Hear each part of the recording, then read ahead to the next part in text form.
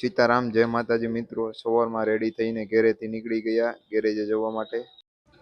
Petrol પંપે આવી ગયા કારણ કે બાઇકમાં નાખવાનું હતું પેટ્રોલ। તો આ ભાઈને કહી દીધું, પેટ્રોલ નાખી ગયો। પછી તો એ ભાઈએ પેટ્રોલ નાખી દીધું અને ટાંકી કરી દીધી ફૂલ। પાછા અમે નીકળી ગયા ગેરેજે જવા માટે। ગેરેજે પહોંચી ગયા। જોઈ શકો છો આ અમારું ગેરેજ છે। માતાજીના દીવાબત્તી કરી અને દર્શન કરી લીધા।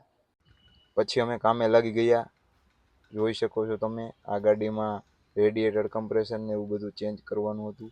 પછી અમારી પાસે એક ગાડી વોશિંગમાં આવી તો અમે એ ગાડીને વોશિંગ કરવા માંડ્યા। જોઈ શકો છો એકદમ ચકાચક કરી નાખી। પછી કેતનભાઈ આવી ગયા તો અમે નાસ્તો કરી લીધો। પછી એ કામે લાગી ગયા અને અમારે એક ગાડી લેવા જવાની હતી। હું ને શીકેભાઈ ગાડી લેવા નીકળી ગયા છીએ। ગાડી લઈને પાછા રિટર્ન અમે ગેરેજે જવા નીકળી ગયા। આ ગાડીમાં કલર કામ ને એવું હતું તો આ ગાડી આજે કમ્પ્લીટ થઈ ગયેલી છે તો આની ડિલિવરી દેવાની હતી। માત્ર 20,000 કિલોમીટર જ ચાલેલી છે જેન્યુન ગાડી।